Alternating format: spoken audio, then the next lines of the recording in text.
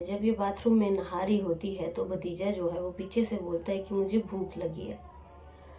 लेकिन चाची कहती है कि मैं अभी नहा रही हूँ और मैं नहा करके तुम्हें आके खाना देती हूँ। लेकिन भतीजा नहीं मानता है और वो बाथरूम का दरवाज़ा खोल देता है। अब जब भतीजा अंदर जाता है, भतीजे की उम्र जो है वो 22-23 साल है और चाची की उम्र जो है 25-26 साल है। तो दोस्तों क्या होता है बाथरूम में दोनों के बीच, ये सारी चीज़ें आपको आज की वीडियो में पता चलेंगी। राधे राधे, आदाब, सत श्री अकाल, नमस्कार। आप सब लोगों का मेरे यूट्यूब चैनल पे बहुत ज़्यादा हार्दिक अभिनंदन है। आप सब लोग कैसे हो? उम्मीद करती हूँ आप सब लोग बहुत ही अच्छे से होंगे, राजी खुशी से होंगे।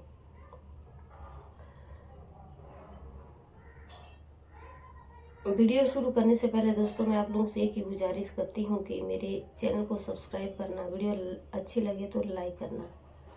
तो चलिए दोस्तों वीडियो की शुरुआत करते हैं। ये कहानी जो है वो महाराष्ट्र की है। महाराष्ट्र में जो है वो एक जगह होती है जहाँ पे एक गांव में जो है वो एक परिवार रहता है। परिवार में माता पिता होते हैं और काफ़ी बड़ा परिवार होता है और भाई बहन होते हैं, चाचा चाची होते हैं। अब क्या होता है कि मयंक जो है वो कॉलेज में पढ़ता है।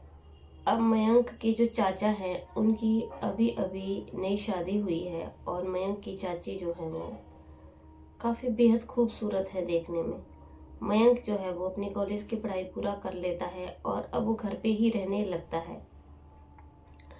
मयंक अब कॉलेज की पढ़ाई जब पूरी कर लेता है और घर पे रहने लगता है तो अपनी चाची को मन ही मन में वो लाइक करने लगता है कि मेरी चाची की आंखें कितनी खूबसूरत है और मेरी चाची कितनी गोरी चिट्टी है और काफ़ी स्मार्ट है देखने में।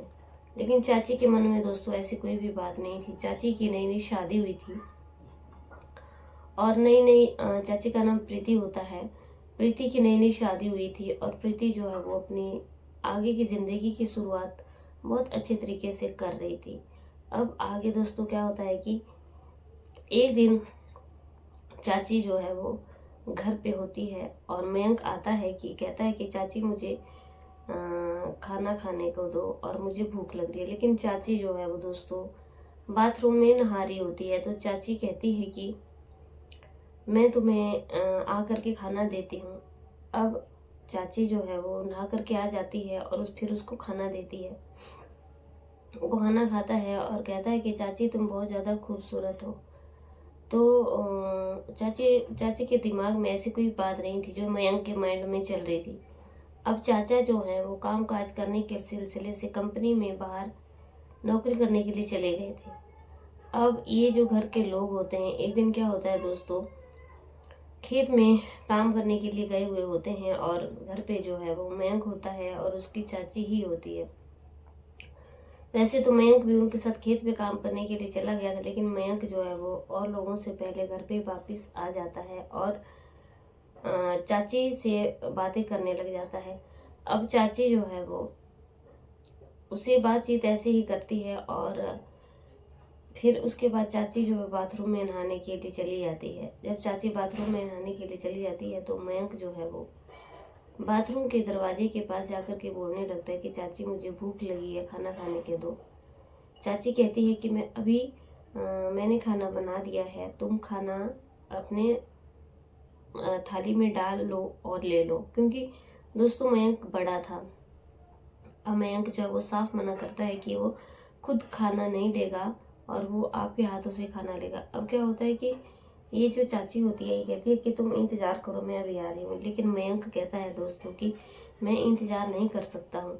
तो मयंक क्या करता है, बाथरूम के पास जा कर के दरवाजे को तोड़ देता है और अंदर जो है वो चला जाता है। अब अंदर जो है वो प्रीति नहा रही होती है, उसकी चाची। जब वो उसकी चाची नहा रही होती है और उसको देखता है तो उसकी आंखें फटी के फटी रह जाती हैं और वो चाची के साथ जो है वो अंदर प्रेम प्यार करने लग जाता है और अपनी बाहों में चाची को लेने लग जाता है। लेकिन चाची इसका बहुत ज़्यादा विरोध करती है और चाची उसको धक्के देने की कोशिश करती है। लेकिन वो दोस्तों चाची थी तो एक लड़की है और वो एक लड़का था, हट्टा कट्टा शरीर था उसका, काफ़ी नौजवान था। लेकिन जो प्रीति होती है वो कुछ भी नहीं कर पाती है। अब दोस्तों क्या होता है कि अब जो जो भी मयंक के मन में था वो करता रहता है। लेकिन अब लास्ट में आकर के मयंक जो है वो बहुत ज़्यादा डर जाता है और जो चाची के कपड़े रखे हुए थे उनसे चाची का गला दबा देता है और चाची को हमेशा हमेशा के लिए सुला देता है। चाची छटपटाती रहती है, लेकिन ये जो मयंक होता है उसके बाद आ जाता है और चिल्लाने लग जाता है कि उसकी चाची के साथ बाथरूम में न जाने क्या हो गया और चाची गिरी हुई है और बोल भी नहीं रही है।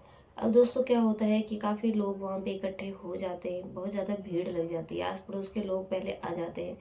अब जब ये इसके परिवार वाले खेत से वापस आते हैं और इसके पति को भी फ़ोन करके बुला लिया जाता है। चाची को दोस्तों पहले तो लोग जो है वो चाची को कपड़े उसके देते हैं और पहनाते हैं और उसके बाद उसको हॉस्पिटल ले जाया जाता है। हॉस्पिटल में डॉक्टर जो है वो मृत घोषित कर देते हैं। उसके बाद दोस्तों जब उसका पोस्टमार्टम होता है तो पता चलता है कि उसका गला दम घुटने से जो है वो उसकी मौत हो गई है। तो उसके बाद पुलिस, क्योंकि ये जो परिवार वाले थे इनकी किसी के साथ कोई भी दुश्मनी नहीं थी, तो ये सोचने लग जाते हैं कि आखिर ऐसा क्या हुआ और बाथरूम का दरवाजा किसने तोड़ा था। मयंक की तरफ किसी का भी इशारा नहीं होता है। अब इसके जो पति होता है प्रीति का, वो पुलिस में रिपोर्ट लिखा देता है कि उनके घर में ऐसा ऐसा हुआ। अब पुलिस उनके घर पे आती है दोस्तों, सीसीटीवी कैमरे वगैरह कुछ भी नहीं लगे हुए थे, लेकिन जब घर में एक एक के बयान लिए जाते हैं तो जो मयंक होता है, मयंक के ऊपर पुलिस को शक पड़ता है। वो बहुत प्यार से मयंक को पूछती है, लेकिन मयंक भी जो है वो क्लियरली मना कर देता है कि उसको कुछ भी पता नहीं है। अब पुलिस जब उसको पूछने लगती है कि सब लोग खेत में काम कर रहे थे और पहले क्यों आ गया था, तो वो कहता है कि मुझे भूख लगी थी, मैंने चाची से खाना मांगा था। बस पुलिस को दोस्तों यहीं पे शक उसका पड़ जाता है और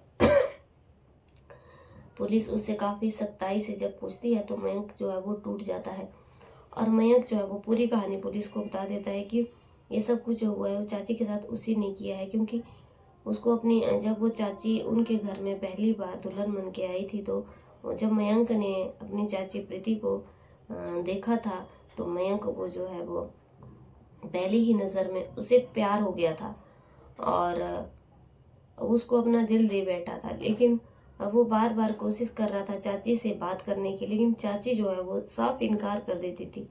अब मयंक को जो है वो ये चीज़ बिल्कुल भी पसंद नहीं थी, तो मयंक ने वो सारी बात बता दी कि मैं खेत से इसीलिए पहले वापस आ गया था क्योंकि मुझे चाची बहुत पसंद थी। अब पुलिस के सामने मयंक टूट जाता है और अपनी आप बीती जो है वो पूरी बता देता है कि मैंने ही ये सारा सब कुछ किया है। जब घर के लोग इस बात को सुनते हैं तो उनके पैरों तले ज़मीन खिसक जाती है और पुलिस उसको दोस्तों ले जाती है और जेल में उसको फिर डाल देती है। जब मयंक के चाचा इस बात को सुनते हैं तो चाचा का पैरों तले जमीन खिसक जाती है कि ऐसा कैसे हो सकता है। दोस्तों आज की कहानी सुनाने का मेरा उद्देश्य यही था कि किसी भी आजकल के जो है वो रिश्तों पे जो है वो विश्वास करना बहुत ही मुश्किल सा हो गया है। लेकिन कुछ पता नहीं चलता है, अगर आप मतलब घर में कहीं भी ऐसी स्थिति बनने लगी है, किसी पे ऐसा होने लगे या कोई किसी को ऐसी तरीके से बोल रहा है, तो उसके ऊपर बहुत गहराई से उस चीज़ को लेना चाहिए। ना जाने वो चीज़ आगे जाकर के कितना बड़ा बवंडर बना दे। तो आज की कहानी में बस इतना ही। प्रीति की इसमें कोई भी गलती नहीं थी, सिर्फ प्रीति की गलती ये थी कि जब उसने उसे पहली बार बोला था तो प्रीति को ये चीज़ घर में बतानी चाहिए थी। लेकिन प्रीति को क्या पता था कि वो तो उसका भतीजा था कि वो ऐसा कभी कर सकता है। अगर कहानी अच्छी लगी लाइक शेयर कमेंट करना, चैनल पर पहली बार आए तो सब्सक्राइब करना। कल की कहानी दोस्तों फिर से मिलते हैं, तो तक के लिए बने रहिए मेरे